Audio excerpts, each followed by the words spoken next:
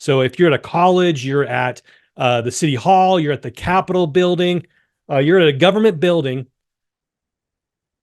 you are not protected as a woman. Any man that says, I'm a woman, can go into a women's bathroom or a women's changing room under the current language of this bill.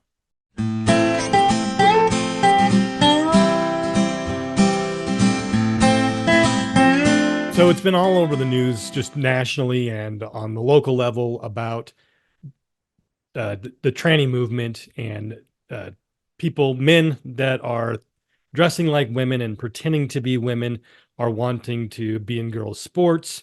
I reported a couple of years ago about how the city of Salt Lake was putting tampons into men's bathrooms, and just it's just hit a fever pitch nationally and locally, all over the country. This whole movement about being able to protect children, and how a lot of people say that that's bigoted, and that it's just full of hate to say that you don't want a dude dressing with your daughter or going to the bathroom with your wife, and what a dangerous position that puts your family in. And so there are some states that, you expect a place like California to make it be mandatory, New York, those types of places. But your, middle of the country, your what's considered, flyover country, is seen as maybe a safer place where they're going to stand up for family, they're going to stand up for women, and they're going to stand up for, the natural anatomy. And but there's been some bait and switch in my home state of Utah, that they're talking about protecting women, but it's actually a bait and switch. And that's what we're going to talk about today on the Tree of Liberty Society program.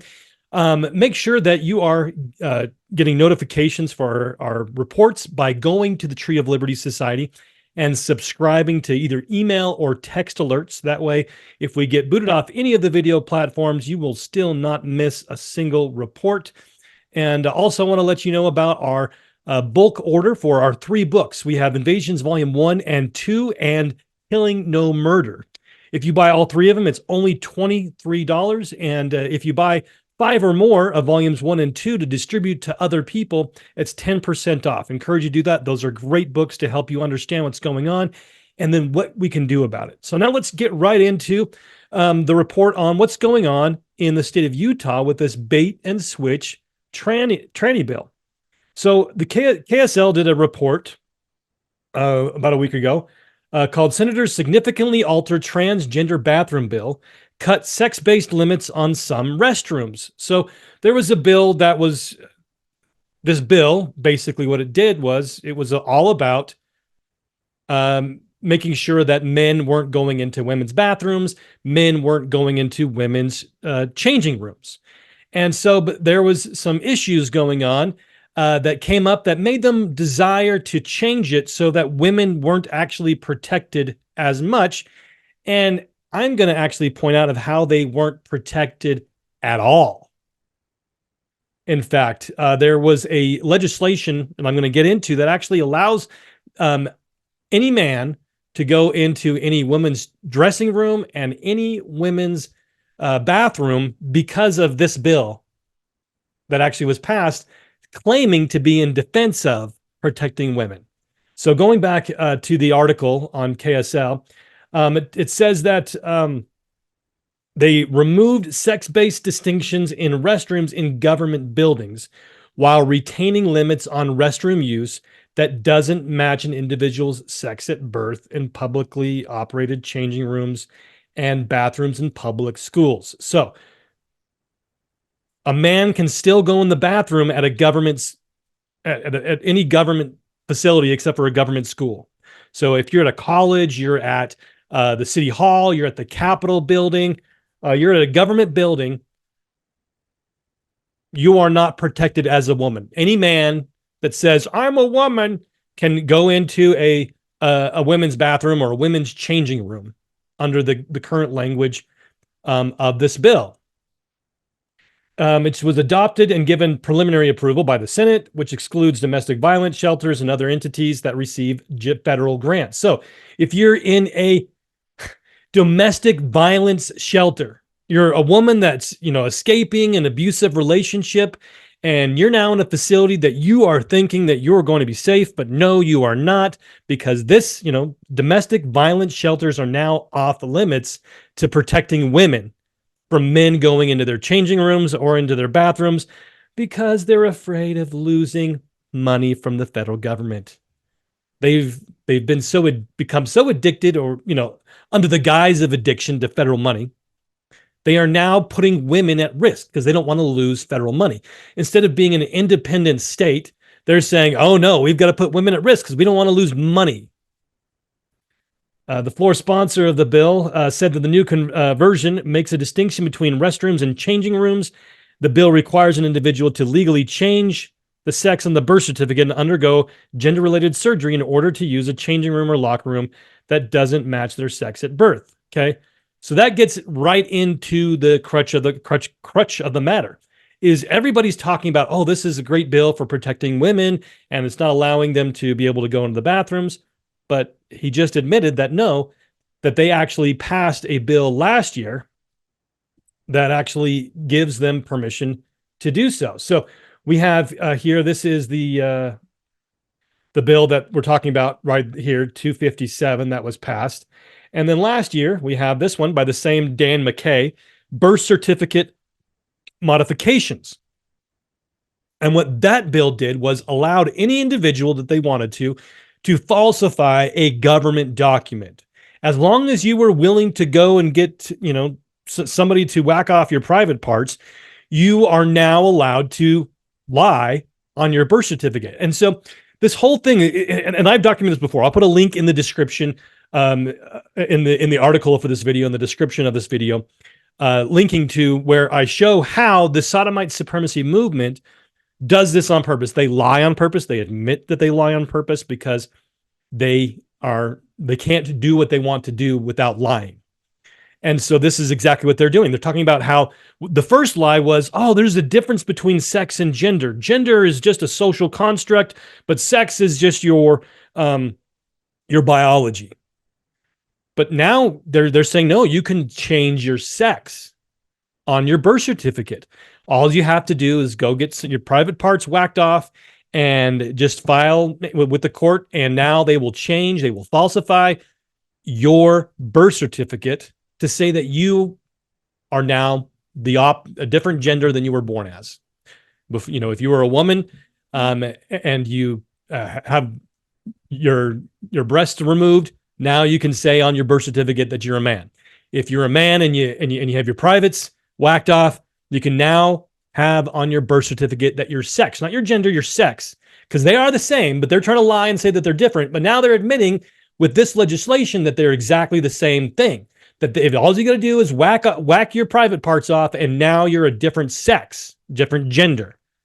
And so you just have to do that. And now a man's allowed into the women's locker room. A man is now allowed into the women's restroom under the guise that, hey, we're protecting women. And so I get into this in detail, the history of how this happens, of how a state like Utah that pretends to be pro-family, pretends to be pro-liberty, pro-constitution.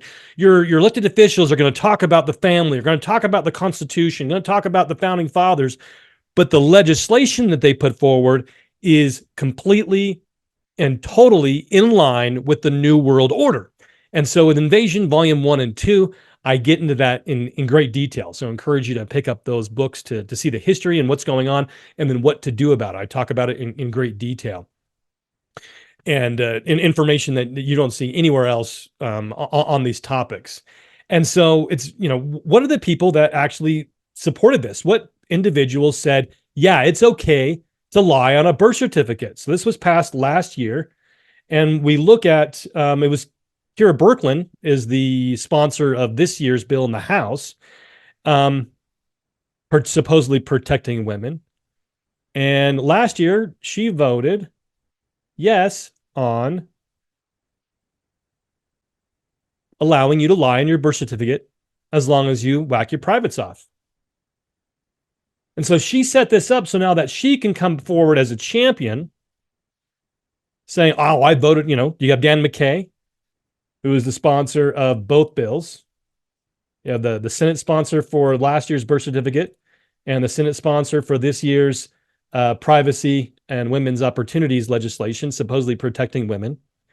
And then you have Kira Birkeland, who's the sponsor for this year, while she voted for last year's bill saying that a man can lie on his birth certificate and claim to be a woman so he can gain access into your wife or your daughter's locker room, changing room, bathroom. A domestic violence shelter to boot. So our legislators, our so-called, are these people that are supposed to be our employees, but we see through election fraud and through manipulation that these people are dictators, tyrants. They are illegitimate rulers, and they are lying to us when they're saying they are doing one thing, they are doing something else. They need to lose legitimacy.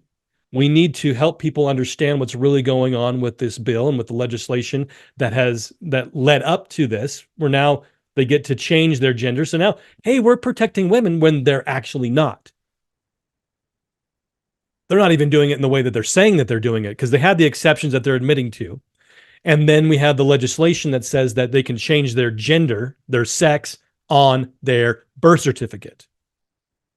So now they can claim now that, hey, it's my birth certificate. It is what I was born as. And that's what they're doing in a state like Utah. Can you imagine what they're doing in other states as they're pretending to do something? It's this bait and switch that we see all of the time in government.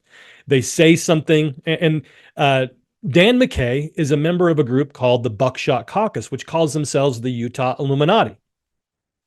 So, of course, these people are engaged in satanic, evil, anti-liberty, anti-family legislation under the guise while pretending to be pro-family and pro-liberty. But because we're afraid to talk about conspiracy, we don't understand that. We don't know that. We think that if we just write these Satanists a sternly written letter, we're going to be able to get them to do the right thing. The thing that you get them to do the right thing by threatening their legitimacy and by not worrying about what they're going to do, what laws, what statutes that they pass, by just doing the right thing, nullifying illegal, immoral, and unconstitutional legislation on the personal level, on the family level, and the state, getting the state to do, your county to do the same thing, and as that expands, more people standing up. Government, to be able to maintain their legitimacy, the appearance of their legitimacy, will start to capitulate and start to do those things. And so it's not about getting a seat at the table and wanting to have influence by being nice to these people, because they're not nice. They're lying to you. And so they need to be exposed to get them to do the right thing. That's the only time that they ever do the right thing, is when they're worried about losing their legitimacy. And so it's important for us to understand that. And we have the tools to be able to do that. The Tree of Liberty Society, I encourage you to pick those up.